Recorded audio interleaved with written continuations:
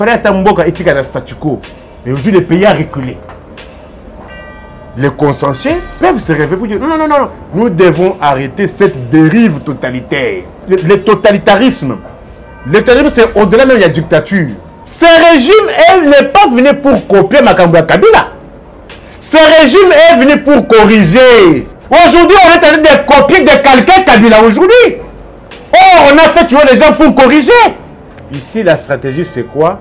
C'est créer un blocage pour qu'on arrive au dialogue. Dialogue na Congolais, lelo ekosimate. Mais il y a une stratégie, il y a un homme politique, balingi élection, balingi dialogue.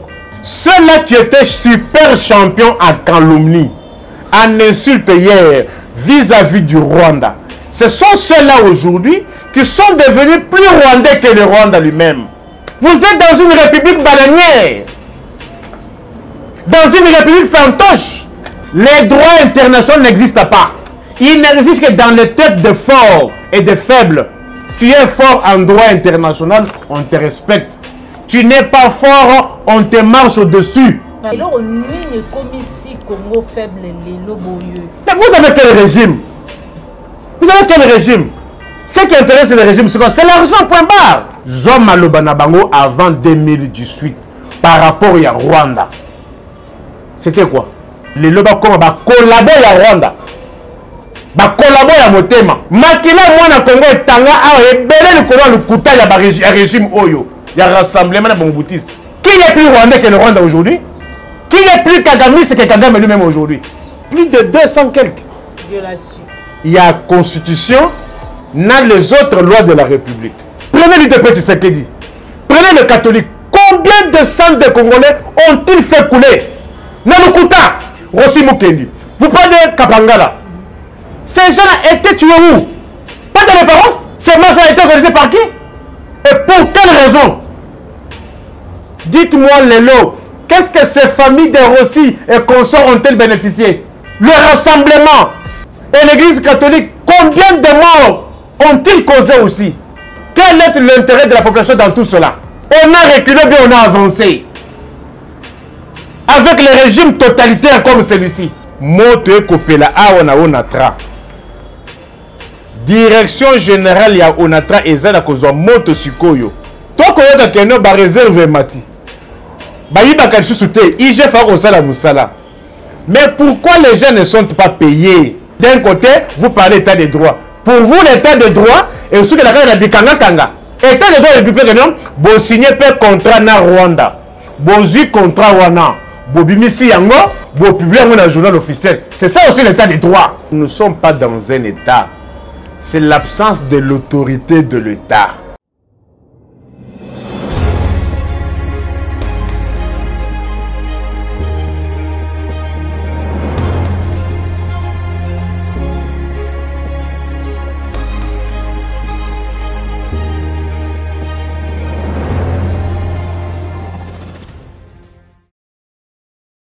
Vous êtes bel et bien sur www.Claire Télévision, la chaîne de vérité. Vous allez Kolanda Bongo, émission Vérité de tous côtés. Émission est sur la Kamingi, Mambi Matali politique, sociale et Amboka na biso République démocratique du Congo. Mais yango, on peut le long, non, je vais être combien na banda kunabino, na numéro ya sikana mona mboka Nico Fire.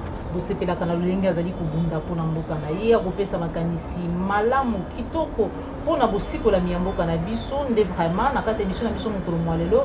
Boyebi ete mingi ya linga kama ebatali bana kelasi ya bana droit ya mutu nyonso zali kosala esengeli bongo azwa o esengeli na ye po ete azali kosala nde tokolobi na kati émission na biso mokolo mwalelo manifestation ya ba élèves na parlant du peuple après grève ya ba enseignants tokolobi na kati émission na biso mokolo mwalelo bloc patriotique mipa yeba ba ko signaler biso déjà ete FCC Joseph Kabila Moïse Katumbi CLC Topé Sanko Moïse Katumbi na kati Muzitu pena Martin Fayulu pour na kosenga dépolitisation ya CENI mais aussi surtout ko telemela maezali bongo bazali ko benga dictature ya Félix Antoine Tshombo Tshisekedi to ko bela mami matali incursion ya armée rwandaise na mabele na biso et puis to ko chiter na Oyetali RAM auto qui déjà été balobi ba ko supprimer taxe wana na ba téléphone ya 2G alors que tant bazali ko kata biso misolo to ba ko zwaka ba ko zwanga na nzela ya sim to ko solango na l'homme du rappel national procureur près les peuples congolais Nico Faye Joël Gonago ce que vous allez d'accord au fond déjà caméra bande ko ba ko ko mon invité na biso mo congolais lo mbote mo na mboka Nico Faye mbote maman bonne santé. Oui, santé est nango mais malheureusement Congo est côté nango soins intensifs. Merci beaucoup. À chaque fois, vraiment, au biso maman Joël comme de Lukakaye, à appliquer la télévision de Lukakaye, pour Nabino, pour tout sur la naïe, Mambi Matali Mboka Nabiso, Azalaka toujours disponible Matondo Nayo. Tobandi na Maï Matali rappel national. Oui, vous rappelez Baïmbo. Ah, merci beaucoup de s'être approprié le rappel national. Peuple Langa Ayebaka Elelo etikali 887 jours pour Naba mandat ici là.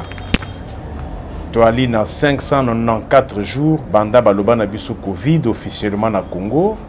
Et 194 jours, 184 jours, Banda Ndeko Michel Akoma Mokonzi ya gouvernement na Congo Kinshasa. Toulobi 887 jours. Pour na banane, pour na ba gérant. Batia na mutu na bango que eza mandat, eza carrière te. Mais Mutuna Nangati Lelo et Ali Kouzwa et a noté, toi Ali déjà dans 3 exercices budgétaires 2019, 2020 na 2021. Mais bako kakoe bisaba congolais misolo boni basi babombeli déjà CENI na 3 exercices budgétaires. Mandat eza ya 5 ans maman. Élection ya liko senga misolo belé plus ou moins 1,2 milliard. Ce qui bon sali est consulté. Na budget condamné ti oya si Congo tikala ti mutobela sida oyo. Boko zela année ya suka po boko kisa 1,2 milliard. Sans compter ba problème kili na ba secteur nyonso ya vie congolaise. Ba impayement et paye. Neti awa to sala émission oyo. Moto ekopela awa na onatra. Direction générale ya onatra ezala kozwa moto sikoyo. Ya vendredi. Bandeko ya onatra ba senga ki po basala marche. Marche ya CENI te. Marche ya des juges te. Marche ya contre l'osakata te. Marche pour na ko revendiquer ba salaire na bango. Lelo oyo ba anja nyonso ya onatra. Banda année 2021 banda. Ba oya chance boyo kanga malamu. Bazwa kaka sanza moko. Lelo toi na mois d'octobre, janvier octobre. Les agents chancés oya onatra basimbi salaire kaka sans amoko. Oya malchance batikali kozota sans amoko te banda année 2021 banda. Sans compter ba arriéré ya 2020. 2020 ba agent ya Transco ya onatra basimbi kaka salaire 2 mois sur 12 mois. Année 2019, ba anja ya onatra ba simbi salaire kaka 3 mois. Beta machine 12 mois ya 2019. 12 mois ya 2020. 10 mois ya 2021. Ça fait 34 mois. 34 mois ba simbi salaire kaka plus ou moins 6 mois. Tout na lelo maman. Na vi oya kisasa oyo. Mutu ali kozala impayé akoli andenge nini yango le toko tuna na ba gérant bochela mutu no il faut misolo pe ezalaka mais mutu na ezakeno toko yoka keno ba réserve mati ba yiba ka lisusu te ije fa ko sala musala Mais pourquoi les gens ne sont pas payés? Lelo erto ko ba awa moto yali kopel na boulevard na immeuble ya Onatra, malgré que ba agent ya Onatra ont été réprimés dans le sang. Bomoni ndenge président syndical au Sango ba tortura qui est par la police du régime. Vous avez vu comment on a maltraité Moutou Okuto a défendu Kabango. Mais pas batamboli bakoluka salaire, c'est un droit. Le travail a un caractère humanitaire, mais le salaire a un caractère alimentaire. Tout dans le suko lelo, bo fouti moutouté durant 12 mois. Moutou on a ko vivre en dengenine. Entre-temps pe yo za mama, zan de pelimoto. Biloko na zan de pelimoto. Et yali komata mikolo nyonso. Tala lelo oyo mama. Sachez oyo. Ya mayo tobeka eau pure. Ezaka 100 francs. Bande bima. Plus de 10 ans. Ce qui peut être au contredire nga. Sachez oyo ya eau pure. Oh, majorité ya bakinois bamelaka. Mais lelo oyo sachet oyo ya maye komi 150 francs congolais. Augmentation ya 50%. Banda tongo chipokwa. Na molungu ya kisasa oyo. Mutu moko efa melango combien? Siko mbongo ne ko uta wapi? Anja ya Onatra afutamite. Akomelango ma ndenge nini? Entre-temps, bozoko obligé peuple oyo ngai akofutama te. Pour basoma ka mai ya milangi. Mai ya milangi ekomi 500 wana. Paquet paye mata. Paquet komo ba 4000 ba 4500. Soki mutu akofuta mate. Mutu akomela mai oyo ndenge nini? Voilà. Anja ya Onatra akomela mo ndenge nini? Tala pe ata boîte à tomate oyo. Ezaka 180 francs 200 francs. Na sombi boîte à tomate oyo. Et Nazando Nabo Kassarwa Kading 350 francs. Augmentation à combien? Il y a 90%. Mais nous sommes en Kouta Wapi, Linzanza Oyo, il y a tomates. Et comme 350 ya Wizi. Mais les bandes comme 400 450. Ce qu'on en genre on a tra à coller en Ngonini. Voilà. Alors, ba gérer bolu kamisolo, bo futa ba témoin pour ba témoin de ba comme bino ba PV. PV est qu'on permettre na candidat oya ce pays n'a pas résultat pour permettre à quelqu'un constitutionnel à défendre ba point de vue na yé. Tricherie mounene malgré ba seni auto comme na ba président. Tricherie mounene pesa na ba bureau de vote na butu et comptage manuel, retransmission de voix sur les listes, les PV. À bon entendeur. Salut. Merci beaucoup, Mwamboka. Nico Fayo, toujours en Mambi Matali, enseignement, hein, gratuité d'enseignement Yaki. L'autre fois, je me rappelle encore, quand on a bakindeki bongoba na ngambu ya Beni, bakindeki ko senga ete bazongi la kela si batanga. Félix Antoine Chumbutseke zalbaki ete bana bazalaki manipulé. Lelo na Congo to pe na Kinshasa particulièrement. Enseignants en grève, parlant du peuple. Pour senga, pour réclamer que la zi. Tout qui bande comme ça, encore une fois des pistes manipulées. Réaction na yo pour qui rappelle les peuples congolais, peuple na yo kolanda yo. Et yali ko comme sanga ite na lobaka na bino na bo monité. Na ba mubutisi na ba na ngo bokomona. Ndeko ba kolinga te ba bi ba mubutiste te bazaki ba mubutiste tango kabila ye donc automatiquement ba komi ba kabiliste plus question de mubutiste. Et régime oyo peut-être we bakate. Et yali ya mokonzi ministre apetente azanan. Augustin Kibasa. Azamona nani? Kibasa. Mende yo wana pe akomi ko azanan.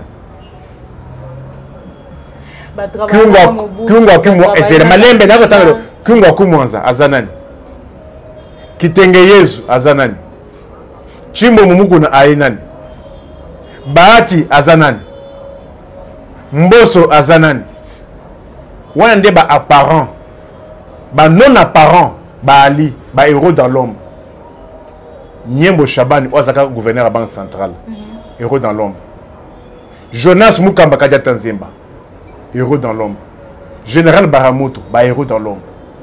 Hein? Sont reconstitués. Hein? Makambo Kelasi, maman. Nano Galebino, Ekokamu Sangaïte, parce que Ngana Zaïro Congolais. Naye Bindenge Nini, enseignement Ezaka à l'époque à Zaïre. Nayebi ndenge nini bamubutisa batikaka enseignement zaïro na niveau na époque wana. Enseignants zaïrois n'avaient aucune considération, madame. Même professeur de l'université. Les Mobutistes ont laissé un professeur d'université avec 50 $ comme salaire. 50 $ américains. Bamubutiste batiki enseignant à l'école primaire, lui n'avait même pas presque pas de salaire. Il faut rappeler au peuple que système Otokomanango y a prise en charge des enseignants par les parents et Outa R Bagreve les caca. Il y a eu une année qui a failli être déclarée blanche parce que c'était plus de 3 mois de grève. Banabao qui casté. 92 je crois. C'est ainsi qu'on s'était résolu que pour sauver l'année, que les parents prennent en charge cela. Quel a été l'état des écoles de l'État? École à l'État, qui n'a été nini, à l'époque à Zaïre. Quel est ce parent responsable à l'époque à Zaïre qui pouvait encore envoyer son enfant dans une école publique? C'était dû à quoi? Des motivations. L'enseignant n'avait même presque pas des habits à porter. L'enseignant zaïrois n'avait pas de chaussures. L'enseignant zaïrois vivait dans la mendicité, raquettage, concussion sur les enfants, pour ne pas parler de la corruption. Parce que la différence elle est entre concussion et corruption. Corruption, c'est lorsque, en gens à l'État, Moutou aye pas naye. Yo za gens à l'État. On a sollicité service beaucoup pas nayo. Ngai siko yo naye naye ko solliciter ba service pas nayo na pêche moi et loco. Mais c'était le contrat avec un enseignant congolais, un enseignant zaïrois. C'est l'enseignant zaïrois qui allait vers l'élève. Ko trakasaka bana. Ko senaka bana biloko. Voilà aujourd'hui, on va encore nous ramener à l'époque où on a trouvé un professeur, vous savez, de 2010 à 2019.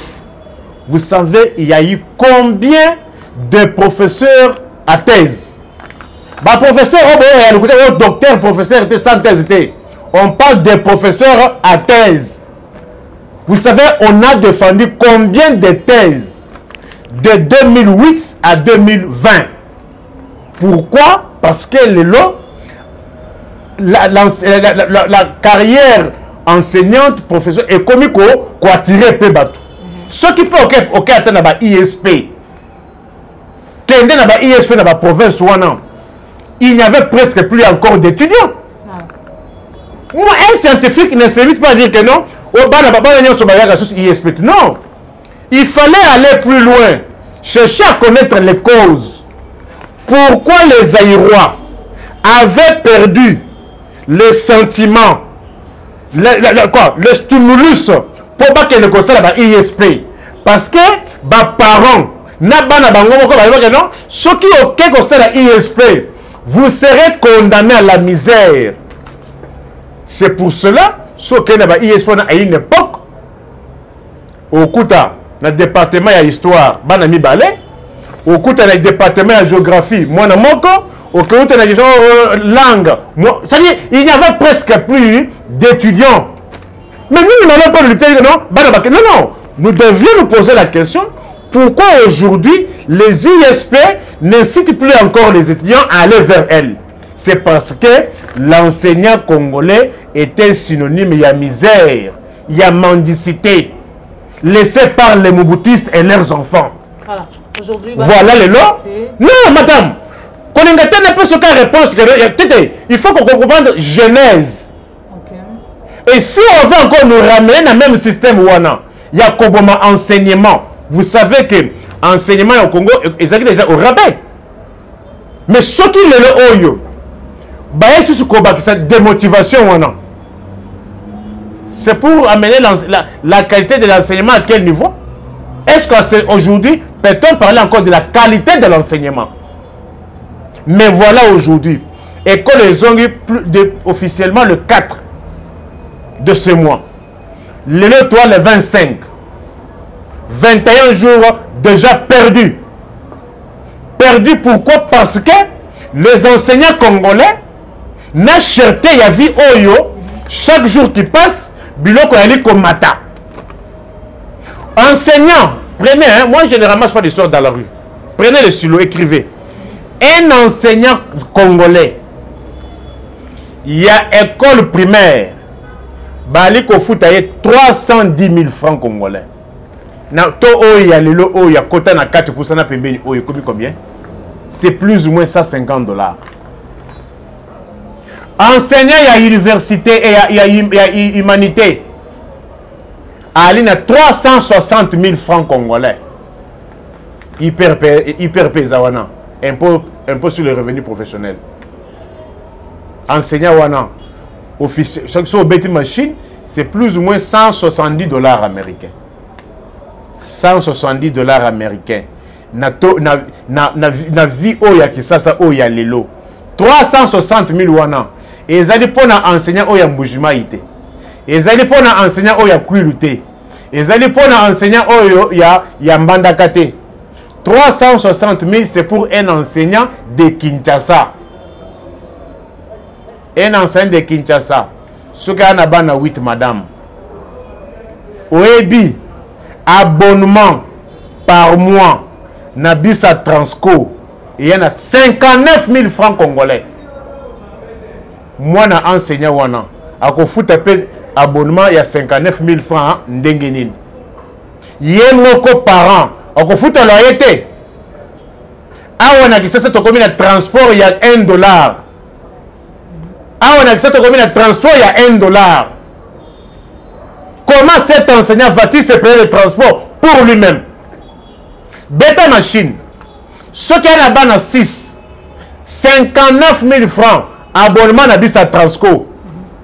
Beta machine, 59 000 francs x 6, c'est combien d'argent? C'est plus ou moins 360 000 par mois que l'enseignant donne pour le transport. Moi, wana, à combien de commis 150 francs d'engagement? À combien d'engagement? Tomate ezaka 200 yango ekomi 350 na weze 400 libanda. Akosola wondenge nini? Mbongo ko uta wapi? C'est-à-dire, d'un côté vous prétendez combattre la corruption, la concussion, mais vous ne mettez pas l'argent public dans les conditions de ne pas être tenté. Comment voulez-vous qu'un enseignant pareil, à moins qu'on a $25, bien on a 60 000 francs dans le sac, à moi on est tranquille. Il n'y a pas de manipulation, madame. Bon, les enfants, ont été manipulés. Bana oya kisasa, na lwalaba ont été manipulés. Ba argent oya on a travaillé au salaire salaire na bango, ba ça fait manipuler. C'est ça non, c'est ça votre conception. Ba argent oya Transco, oya garde républicain ya kendaka kozongi sana makasi, ont été manipulés. Tout le monde est manipulé parce qu'on réclame son salaire, son dû. Mais d'un côté, vous parlez d'état de droit. Pour vous, l'état de droit, et aussi que la carte de Kanga Kanga. État de droit républicain, vous signez un contrat na Rwanda. Vous signez contrat Wana. Vous bimisi yango, vous publiez dans le journal officiel. C'est ça aussi l'état de droit. Pour Nanini, près de 3 mois, contrat ya Kigali na Kinshasa, Boali Kobomba yango. Nini, les enseignants, en plus, il ne faut pas oublier qu'il y a une autre dimension de revendication, madame. C'est quoi la enseignants qui désactivé anarchiquement. L'école politique n'a pas de spectacle. Oh, on a trouvé des écoles fictives. On a trouvé des enseignants fictifs. Le problème se pose avant qu'à quitter. C'est parmi une des revendications, il y a des grévistes. Bazali ko solidariser. Naba collègue Nabango anarchiquement désactivé. 4 mois. Boko futa bamote. Bako vivre ndengeni. Na vie oya kisasa oyo. Voilà, moi je suis Nikofai, je suis catholique, je suis catholique, comme Milo, comme côté à Malonga, na kati enseignement. Bon, besoin, mais kasi na bâtiment na bango, botika yango. Est-ce que ceux qui les catholiques, baye catholique, batiki vraiment makambo enseignement parce que tu as enseignement na mboko quand même que na ba catholique, bazali na port moko ya mutu ya même si déjà ba bien tibitelo na bango ezalaka moi misolo belé mais ceux qui est-ce que bazongi ici ma enseignement osuka ndenge ni na mboko na gratuité oyeye oui ça gratuité ils allaient coloca oui pas kindoki ya l'état kindoki ya l'état vous voulez quelque chose de son contraire kindoki c'est quoi parce que kindoki aime toujours mutoa zonga kasima Kindoki ngate mutu avanzaka. Ata soko zo fute ndako ya mabele. Mais le fait que non et pas na ba pelisa kambabula. Ndoki akolinga mbabula wana epelaka susu te. C'est ça la logique, madame. Vous appelez que bazali manipulé parce que quelqu'un demande son dû. Vous avez vu comment on a maltraité président, il y a un syndicaliste, il y a un autre. Vous avez vu comment on a torturé? Oh, il y a ban, il y a grève, il y a ban, il y a qui Zakari, Baba, super à lobby, il y a Tomboli, Mongo, Gosala, Gotombola, Mongo, pour la peuple, chaque fois, à lobby, na liro, Makambo, Sali, Kokinde, Sengenda, Bango, Basala, mort trop pédalage, au Monia. Maman, Balbaganine, Koku Fassoni, comment on a passé? Et là, comme il y a gérant, il y a comme Sony. Dans la culture, il y a texte, programme 100 jours, pilla réserve stratégique de Soukawapi, procès à Lukuta. My God est là, Tumbongo. Deuxième épisode, il y a Ram. Baye pe babuki Zando yango une année et comment nango dépotoir aux essais publics. Comme Baye pe kobuka na stade. Kende na stade Tata Raphaël, madame. Banda batimola mabulu pour la francophonie. Bamona biso bolingi kodondo. Mais pourquoi il y a ça misala te? J'ai la francophonie et ça mois d'août. Le temps le mois d'octobre. Quand na stade Tata Raphaël. Autant la banda batimola mabulu par rapport au temps qui reste. Na volume oya musala madame. Mais bato balingi nini? Rompo ya Evandaka Bongo. Avenue Bokassa, entre tronçon, avenue Kassavubu, tronçon Rwakading Ti Usok, et ça la Italie. Pour Betty du Solar, mais procureur pour les peuples. Naliko et ça que non, voilà Batumoko, c'est-à-dire, n'avait Kindoki à l'État. C'est faire souffrir la population. Dites-moi les lots. Qu'est-ce que la population a bénéficié du fait qu'on ait Babouka Kizando? Qu'est-ce que la population a bénéficié? Milelo. Oui,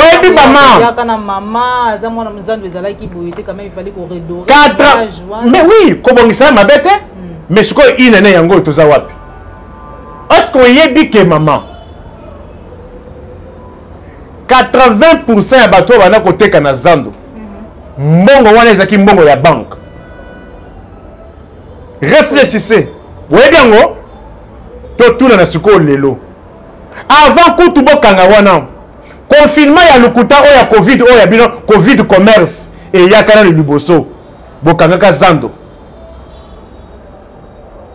Bato na vivre ndengeni. Sikoyo banyonga banque wana nana ko futela bango. Ça aurait au moins un sens. Ce qui bobuki dans un délai raisonnable, Zando et Tongami. Zando sikoyo et Tongami te. Batu pe bakoti banyonga na ba banque. Na vie ya kisasa oyo mama. Tozo na ka vie ya kisasa yo za mama. Lelo oyo saka semoula 25 kg et comme 34 000. Bako vivre ndenge nini. libumweleki nyonso koyela nani badelaka non te tokendaki Dubai tokutani na Macron te mutu alia nanu oyebi joka ndenge na bi kindoki ya l'État confinement ya lukuta basombisa biso awa liboka pondu na 8000 francs congolais basombisa kokino oyo ya pasi ebundeli moko ya loso na 3500 francs congolais basombisa kino oyo ebundeli ya mwengi na 2500 francs congolais mais bakonfina te bato mosusu ti lelo baposte batelevizio ekenda mpo mutu ifalaki adefisa nano abombisa te mwa plasma na ye de façon asala mwa provision esalema te baye koboma économie ya Congo ndenge babomaka économie ya époque ya Zaïre basale de fait lelo komi kosala ndenge nini na covid commerce oyo ya bino wana bole kobakisa bamosusu basala te madame ochetembe après émission oyo tokende à mes frais tokende na hôpital du cinquantenaire otala ndenge bali kotanda bibembe wana kuna contamination eza te kende na hôpital clinique quinoise otala ndenge bali kotanda bibembe bato mpe bali kokangama wana kuna covid eza te kaka kobomaka me baactivité économique oyo kopesa congolais moins 10 francs banda mpe botya babarrière couvre-feu na butu ti lelo bobosala déjà couvre-feu ekomi payage oyebi na butu babarrière yango otya ta bibende mpe ya molonga te okuta batye mbabwe mpe ekangi balabala madame omboka nini oyo okuta mbabula ekangi balabala namona mbabula na barrière oyo ya 7e limité place commerciale wana oyo ya 7e boulevard wana batie mbabula ya barbecue wana na kati ya balabala babimi mpe mese ebukana batie babarrière oyo namoni avant-hier na butu na Sendwe entre église ya Soni Kafuta na terrain oyo ya basango wana avant kota bokasa mama omoni soki bakati banzete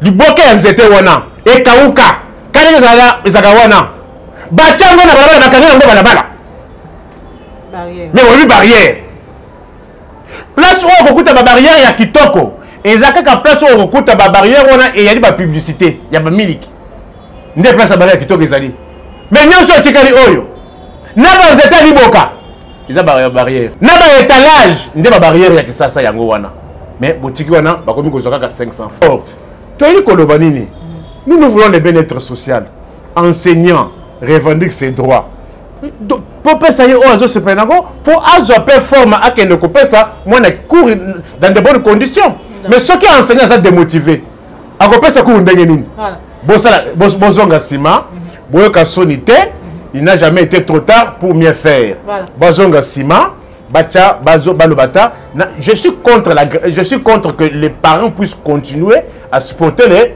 les enseignants mais dans un premier temps parce que cette histoire de gratuité madame il faut que le peuple ce n'est pas une vision d'un individu c'est une obligation constitutionnelle. En plus, ça n'a pas commencé avec le régime de Mobutistes ici. Voilà. Ça a commencé depuis le régime qui a institué ça dans la Constitution. Merci. Mais il fallait aller avec cela graduellement. Voilà. Moi, je suis pour le lot. Basengata, moi, et l'Okomoko, forfait, n'a pas parents, attaque $30, attaque $40, attaque $50 pour permettre aux écoles, pour permettre aux enseignants d'avoir le courage. Merci beaucoup, Mme Mboka Nico Faye. En tout cas, si j'ai un peuple, vous allez vraiment y avoir parce que comme même la débat na bino était non, tokende tokenda Macron, o tokenda ki Dubaï, o tokenda ki Israël té, mais o tokenda te ba cimetière ya bien population. D'abord, c'est quoi la politique? C'est l'intérêt général. Voilà, l'intérêt général. Moi, Liloba, au nom et à peuple nayo, qui était taxé RAM, ils allaient supprimé dans ma téléphone il y a 2J.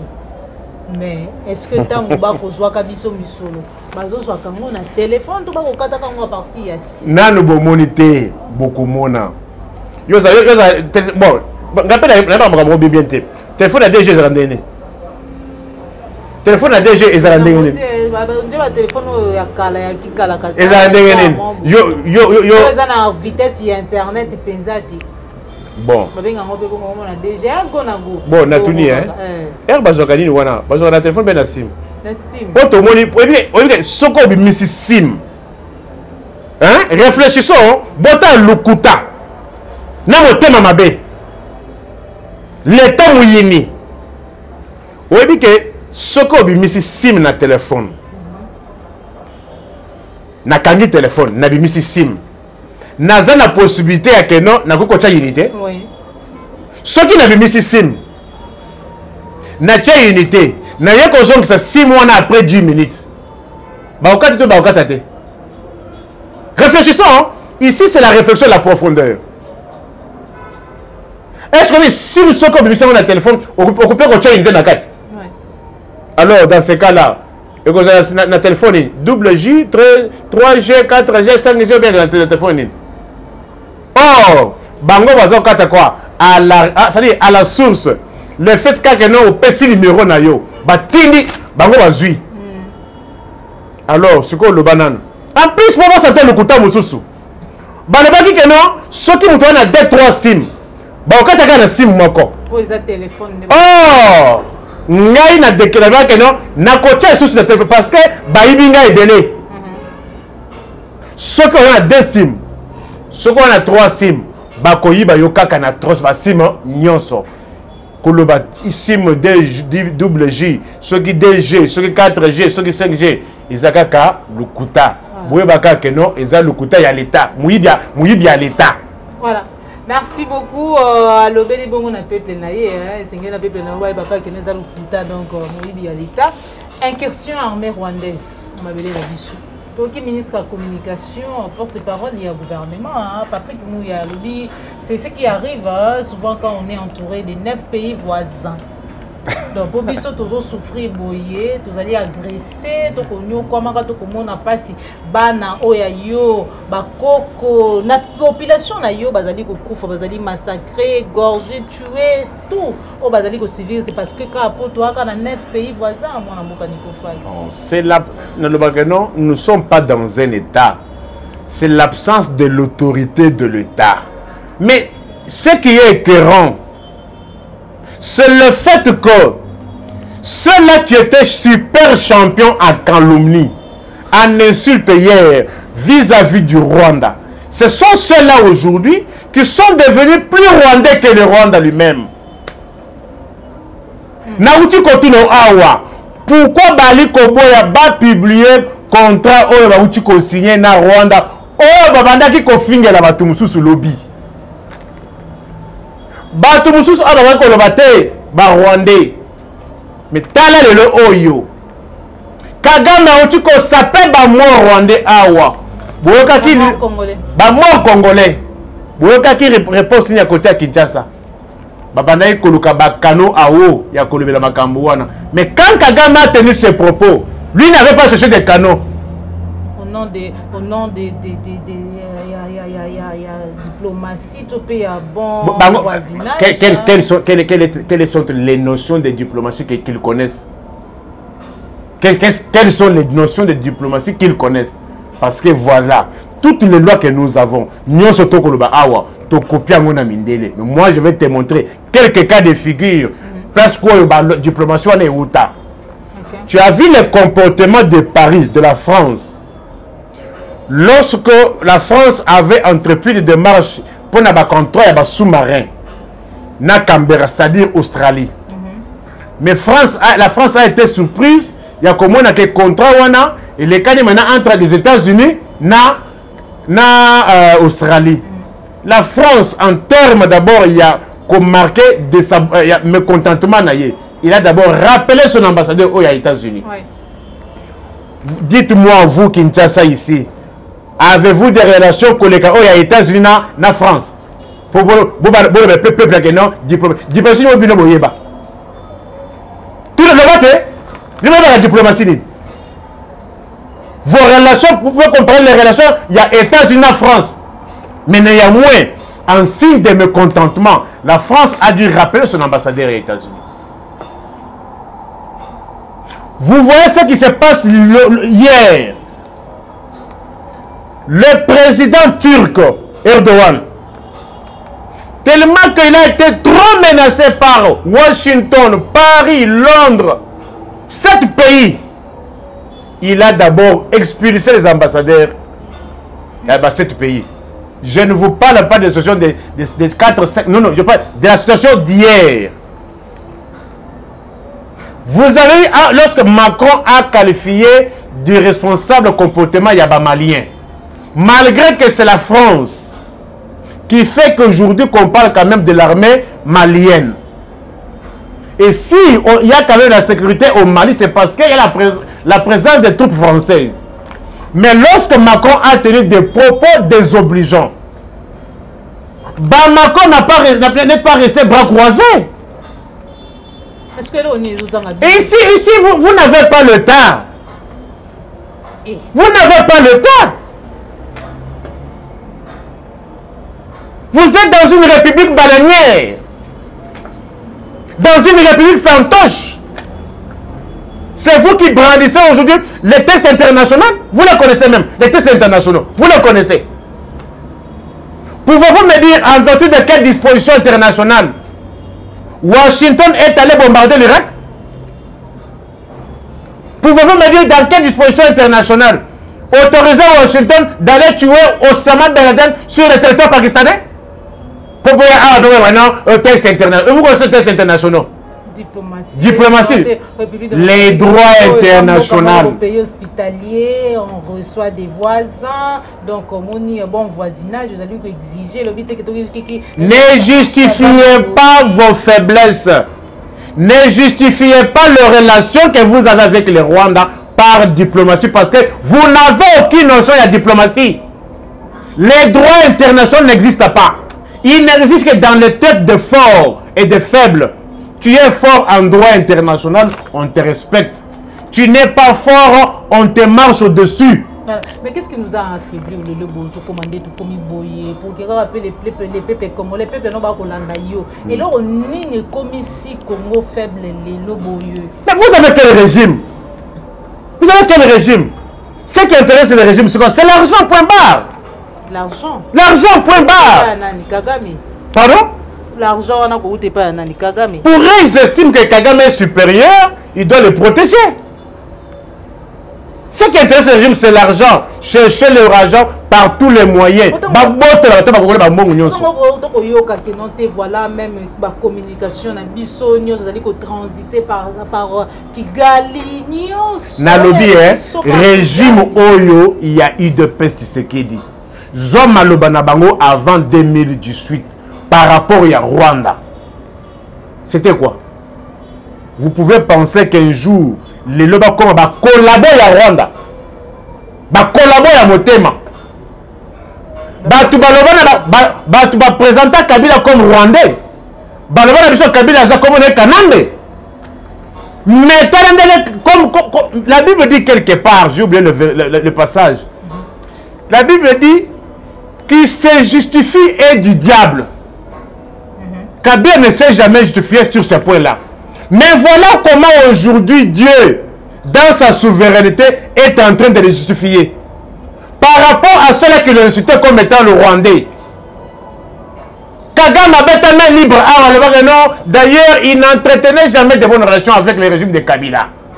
Mais Oyo, collabo. Mais est-ce que Bino va Congolais?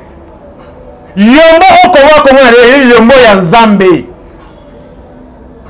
Makila mwana Congo etanga a ebele likolo lukuta ya régime Oyo ya rassemblement na bongoutiste. Kabila le wako boyoka kaye limetaye le Oyo. Qui est plus rwandais que le Rwanda aujourd'hui? Qui est plus kagamiste que Kagame lui-même aujourd'hui? Personne n'a réponse. Bala qui sa peuple congolais. Contrat au Baouti signé na Kigali, pas la Kisayango. Voilà. Pour finir... Mais un contrat il y a des Chinois. Ce contrat-là des Chinois était passé à l'Assemblée nationale. Mais ils avaient critiqué. Vrai ou faux? Mais il y a Bango, et les Kawak. Et les Kawak. Voilà, ils allaient ça la passi, mon amboka Nikofa, procureur après les peuples congolais, merci à Joël Gona, je sais dimanche, je vais sur ma caméra pour finir dossier à Maïmatali Seni. Mon amboka Martin Fayulu a bengi si ba force vive, ba force et changement. Alors il y a ba kutana ba sangana pour être ba créer bloc ya bengi bloc patriotique pour na côté la dictature, il y a Félix Antoine Tshisekedi. Lelo toko yoka FCC Yemoko Fayulu nakati Muzitu nakati Katumbi et CLC tout Sanko et CC. Est-ce que bloc oyo et kokoka kozongi ça ba déjà basi ba kei liboso pour forcing et salami lobby déjà ils allaient mardi prestation investiture et au salam. Est-ce que bloc patriotique et oyo kozongi ça Félix Antoine Tshisekedi parce que déjà mon colotte essaie écoute. Un fruit ne tombe que quand tu le mûres. Okay. Mais mûr ou pas mûr, sous l'effet de l'ouragan, le fruit tombe. Ça veut dire procureur peut le. Oui, piqué. S'il faut se mettre à dénombrer le nombre de violations, il y a Constitution et les autres lois de la République depuis le 24 janvier 2019. Na comptabiliser na lemba. Comptabiliser lemba. Na lemba. Plus de 200 quelques. Violations. Il y a Constitution, dans les autres lois de la République.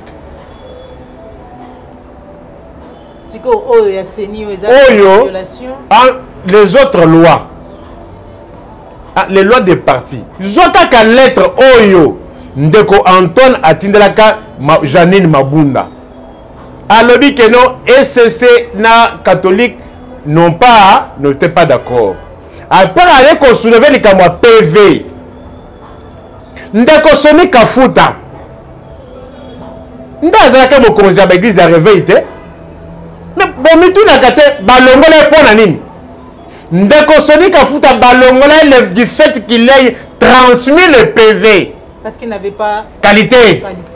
En droit ça s'appelle défaut de qualité. Yangonde lelo ba congolais belé ba ekoyeba Dodo Kamba. Dodo Kamba a remplacé Soni Kafuta ndazaka mokonzi ya l'église de réveil. On lui a reproché d'avoir transmis les PV sans avoir la qualité. Nani a la qualité à transmettre PV selon charte où il y a plateforme et confession religieuse. Seule la SEMCO. SEMCO des présidents, il y a l'église, il y a plateforme wana. Na article 18, deuxième compétence, comment? Oh, il y a le Koutate. Ici, c'est la profondeur. Charte de la plateforme de confession religieuse. Article 18 qui parle des compétences. Pour pourquoi c'est bien l'article 16, l'article 17. Ceux qui vont pesingatan, ceux qui maman Joël a pesingatan, na kotang et la bino article 18. Ah, wakaka sikoyo. Ceux qui t'a ezali. S'il me le permet. Et le binini, na banza ito ozana ngona mutu te. Na pesi te, na lobanga na mutu parce que makambo ya mibeko bosuke la kaka na koloba te. Il faut qu'on prouve. Parce que na koloba mutu ko buka lukuta. OK. Ko tanga ba ndeko bazali ko landa. Alors, le Dodo Kamba a commis wana parce que Soni Kafuta a transmis qui PV sans avoir la qualité. Ndeko Antoine peut aye ko relever loko wana na lettre na ye.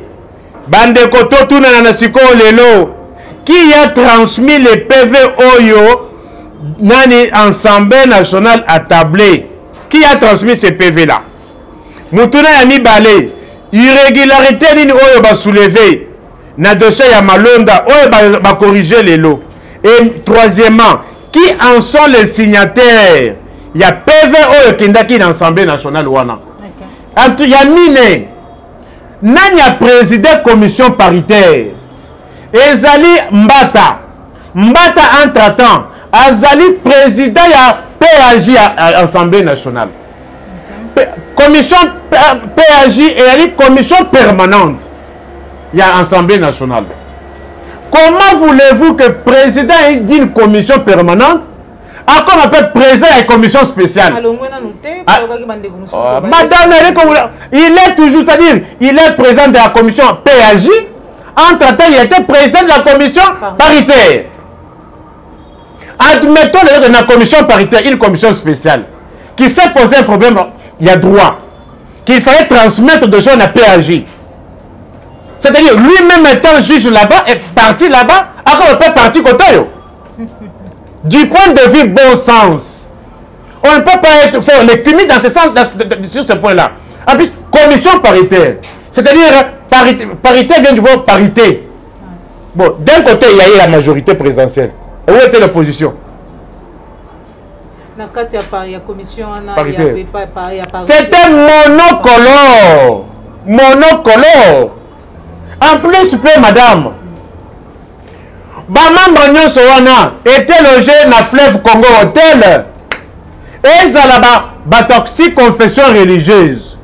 Bangonyon Sowana dans l'hôtel, dans le fleuve Congo Hotel. Et ça là-bas, dans la commission paritaire. Na maman o babimi o ya seni bangonyo so bazaki loger dans fleuve Congo Hotel na mbongo ya peuple congolais. Mais comment on a surtout que notre président de la République a signé ordonnance wana sans toutefois que ba membre ya seni bazala au complet. Je vous dis que non, on a un régime dépourvu de la culture des textes. Baya bakamibe côté. Na lobi na que non na bandaki ko compter ba nombre ya ba violation ya mibeko na lemba. La loi vous dit ceci, la liste doit être de 15 membres. OK, na monyo bimisa ki. Oui, commission parce que ce ne faut pas parce qu'il faut pas que toya na ba plateau. Tobuka ka lukuta, moi la parole doit lier aussi au texte. Tu peux aider le téléspectateur au tanga article 18 yangona des compétences. Tanga Tangi, article 18. Des compétences de membres du bureau de la plateforme. Yaliboso Ezali, président de la plateforme, 2 points, convoque les réunions et les préside. Oui. Deuxième point, représente la plateforme vis-à-vis des tiers. Oui, c'est ça qui nous intéresse. Voilà. Qui est tiers? À part les 8 confessions religieuses, est la présidente de la République. Est la présidente du Sénat, est la présidente de l'Assemblée, est la première ministre, est la Yo, est l'Anga, est la Cour constitutionnelle, sont tous des tiers vis-à-vis de la plateforme Wana. Et vous avez dit, ils ne représentent que le président. Qui est président? C'est la SEMCO. Sur le PV Oyo, sur base de quel bango va tabler dans l'Assemblée, qui l'a transmis? Parce que lobby baboya qui va PV Oyo de Kosoni à Tindaki. Voilà. Vous voyez?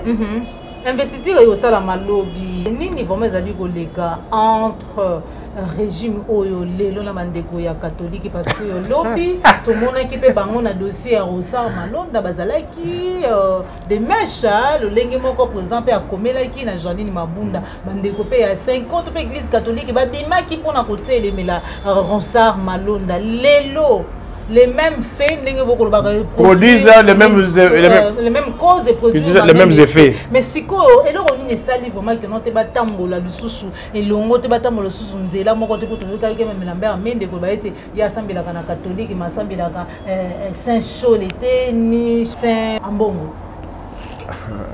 Mais ce sont des questions que vous Congolais, vous qui applaudissez hier, babandaka lobité de l'autre Rosa déjà 470 jours.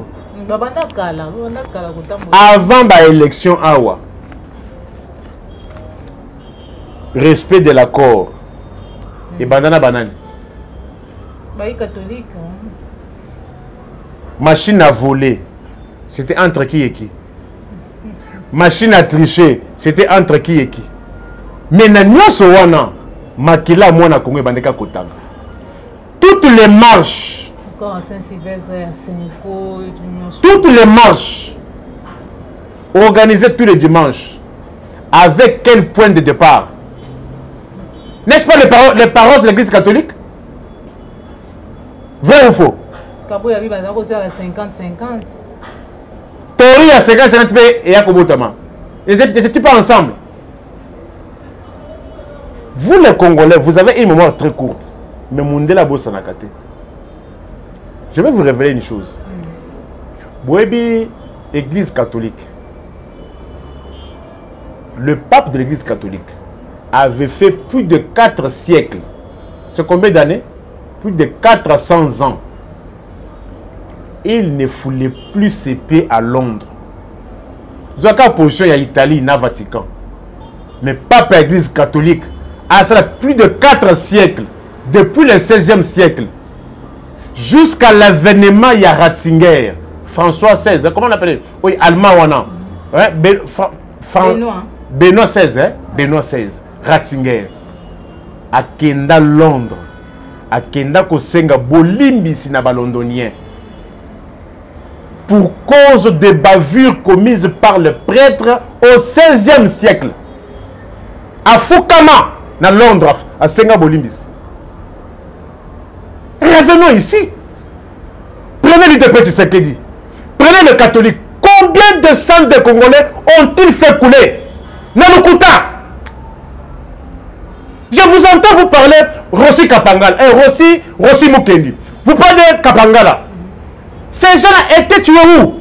Pas dans les paroisses. Ces masses ont été organisées par qui? Et pour quelle raison?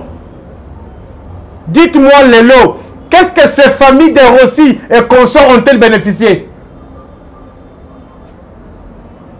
Lélo, moi, suis-moi. D'un côté, les intérêts des uns sont menacés. Le rassemblement et l'église catholique, combien de morts ont-ils causé aussi? Combien? Posez-vous maintenant la question, quel est l'intérêt de la population dans tout cela? On a reculé, bien on a avancé. Avec les régimes totalitaires comme celui-ci. Un régime total qui va tout contrôler. Dépense ce cas dans la présidence de la République. On a raté dernièrement le match contre le Gabon. Le ministre des Sports n'a information. On allait déposer demande à Mbongo. Il y a de transmission. La présidence a refusé. Moi, je me plains. Les pauvres qui battent ça, ce n'est que l'arbre qui cache la forêt. Le problème du Congo, c'est la présidence de la République. Oh, vous avez entendu un nom, il a dit que non, Mbongo ya Mouyibi, ya Ram, Baliko, Eri, Babomé en la présence. C'est suivant quelle disposition? Posons-nous la question. Comment un président de la République peut-il aller monter un projet à Wi-Fi dans l'université, dans Mouyibi? Dans un projet, je me rappelle, c'est le grand maître, professeur émérite, Guindouchet nous disait, dans un projet, il faut la réunion des 3 éléments. Premier élément, facteur temps. Deuxième élément, facteur moyen. Troisième élément, facteur dossier. Posons-nous la question. Wi-Fi, on découvre à Kendaki dans l'université. Il y a 3 heures, na qualité paye à Mabewana. Quelle a été la source de financement? Mbongo ya Mouyibi ya Ram. Vous savez ce qu'on appelle blanchiment des capitaux. Ce qu'on appelle argent sale. C'est-à-dire, c'est l'argent sale qui finance Wi-Fi. C'est l'argent sale. Parce qu'il y a bon raison combo. Et ça importé. Et ça taxé. Et ça peut redéfense. Face à tout ça, Bloc patriotique. Bloc Wana. Oui. Si. Non, je vous ai dit, fais un constat. Ça, c'est Dieu. Moi, j'ai 2 dimensions. Dimension charnelle, dimension spirituelle. Dieu est en train de confondre tous ceux qui ont fait tuer les gens sur base à Lukuta. Vois ce qui se passe en Afrique du Sud. Soit Afrique du Sud et la Mundele. l'Afrique du Sud, il y a ANC. L'Afrique du Sud a-t-elle avancé ou bien a-t-elle reculé? Elle a reculé. Soit Alpha Condé, qui a fait tuer les gens quand il se faisait passer pour un opposant. C'est quoi Azawap? Moi, je voudrais faire. Soit Bagbo, comment a-t-il fini sa carrière? Ouattara, qui était aussi un donneur de leçons. Tokomi Wap. Soit Abdoulaye Wade, na Sénégal. Asoka Ndegenin. Zope Awa et comme Ebandi P, na Angola. Celui qui est venu avec la prétendue lutte contre la corruption.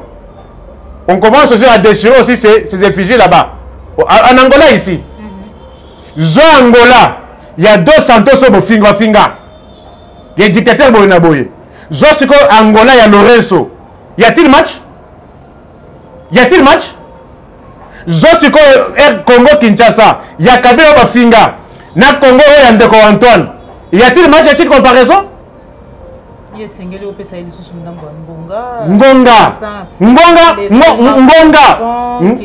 Mal profond.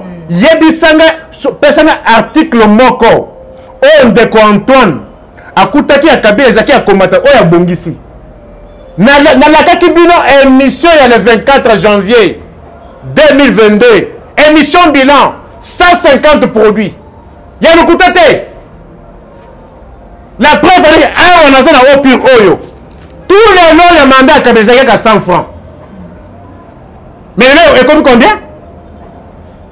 On le bail 150. Et le est à 150. Mais yo me la kango te mais biso ba bona to me la kango. Biso to me la kango. To me la kango. Voilà. Voilà ndimi na ngana répondre na mutu. Tomate ça combien?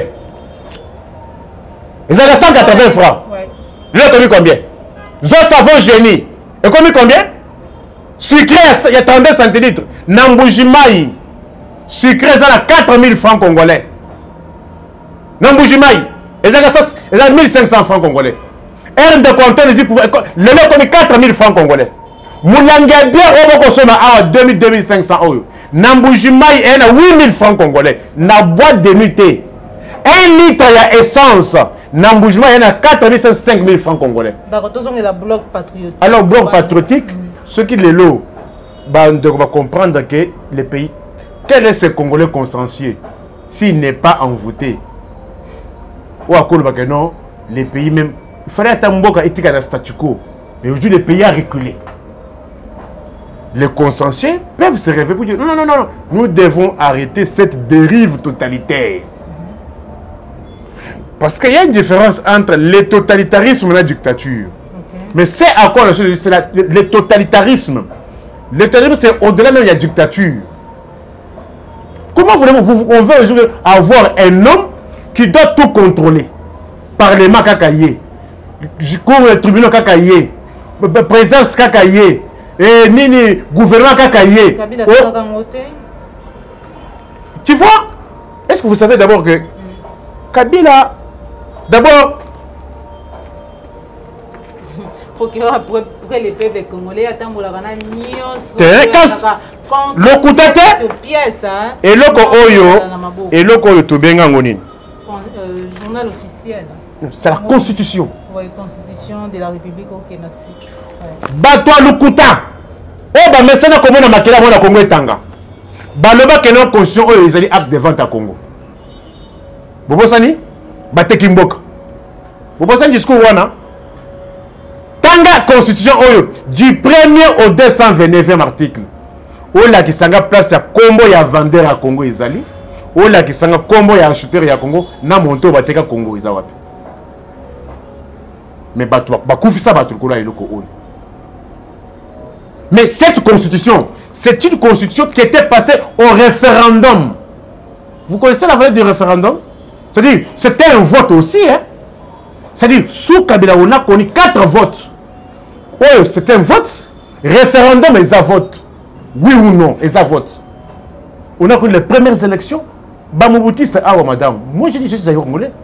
Tout le monde a voté. Moi, comme non, voter vert, voter jaune. Voter vert, voter rouge, voter jaune. Yo, tu es un candidat, Moussous. Oui, bulletin vert, bulletin jaune. Aïe, aïe, aïe, aïe, aïe, aïe. Je dis, au Congo, ici, au Zaïre, ça y élection présidentielle, autotikala ko ba Congo a candidaté. Mobutu c'est pas votez vert, votez jaune. Néanmoins, votez vert wana et ba que non eza Mobutu. Mais Congo ya challenger ya Mobutu tika ko banate. Maman, je vous dis de la vraie histoire, vrai, vérifié, vérifiable. En plus, là moi je suis étonné que non. Ce régime, elle n'est pas venu pour copier Makambo Kabila. Ce régime est venu pour corriger. Nous ne devons pas dire non, que Kabila le faisait. Nous devons dire on a corrigé. Mais vous devez résister. Quelle est l'importance d'une élite dans un pays? L'élite, c'est celui qui se met, qui dit non, non, ce n'est pas comme ça. Qui montre la voie à ceux qui ne le savent pas. Aujourd'hui, on est en train de copier, de calquer Kabila aujourd'hui. Oh, on a fait tuer les gens pour corriger. Sur quel domaine on a corrigé Kabila?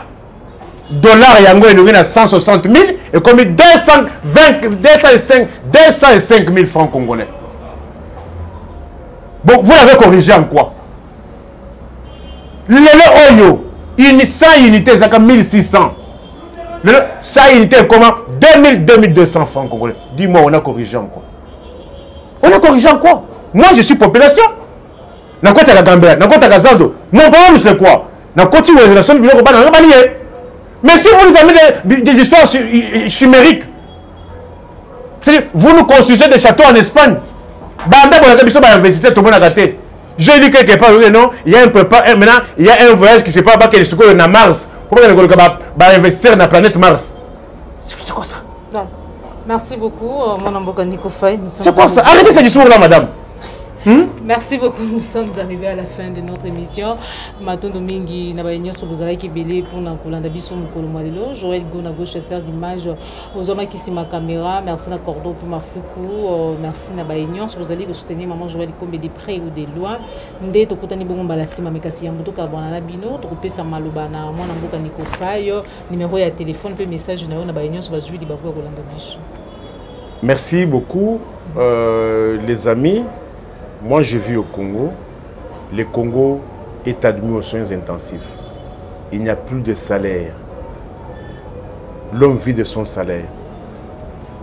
Est-ce que trouvez-vous normal une assemblée provinciale, Moutouassali 11 mois, le gouvernement provincial n'a l'omami, 18 mois, bah, payer. Comment ces gens vont-ils vivre? Les Awana, Seni au beaucoup de Belawana. Bah, Anja, Seni, Bazana, 10 mois, il y a un paiement. Seni au beaucoup de Belawana. Mais Bazana, 10 mois, il y a un paiement. Comment vont-ils vivre? On n'est pas contre, nous voulons le bien-être social. Par rapport à Seni, est-ce que Maïzali au Salama Lelo, ils allaient pour être créé pour blocage pour le moment pour la Salamati pour la Babazazi? Écoutez, elle n'a pas de rappel wana. Na chaka rubrique moko ya Covid. Rubrique wana nazali parce que batu régime to nango baye bakamibe côté la preuve est que ce qu'on dit parti présidentiel baye bakamibe côté au sein de son parti. Il y a les escroqueries, batu bafuta bamonga ba carte tilelo, batika ko pesa bango ba carte. Est-ce que on n'est pas au courant de cela? Ba pesa bamonga ba zo batuna misala. Ba isala makate, congrès de la kate. On a un président intérimaire, on a un secrétaire général intérimaire. Ici, la stratégie, c'est quoi? C'est créer un blocage pour qu'on arrive au dialogue. Dialogue na Congolais, lelo et Kosimbate. Mais il y a une stratégie, il y a un homme politique, balingi élection, balingi dialogue. Dialogue wana. Pour que ce peuple au Congolais, ça vend le coq à 1000 francs. Parce que moi, il faut tout résumer, ça n'a bien-être social. Dialogue beaucoup le kawana. Pour résoudre vos propres problèmes ou bien pour résoudre problème, il n'y a pas si à Congolais. Non, ce sont des questions. Oui. Ce sont des questions. S'il y a un dialogue, ce dialogue-là va profiter aux hommes politiques ou bien ça va profiter à l'ensemble des Congolais. Et c'est suite au dialogue, aux enseignants, pour satisfaire nos besoins. au lelo oyo ba infirmier baza pe na grève. Oui bien go? Ba infirmier ba côté grève. Baza na grève. Oui bien go, bon le belangote. Voilà.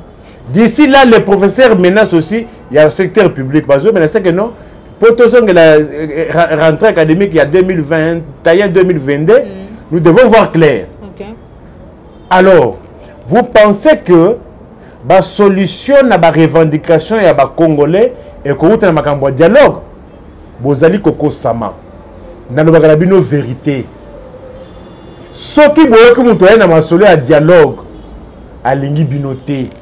Alingi Passi et Bakisama. Okay. Ce n'est pas suite au dialogue que l'on va payer les engins et que l'on va améliorer les conditions de vie des Congolais.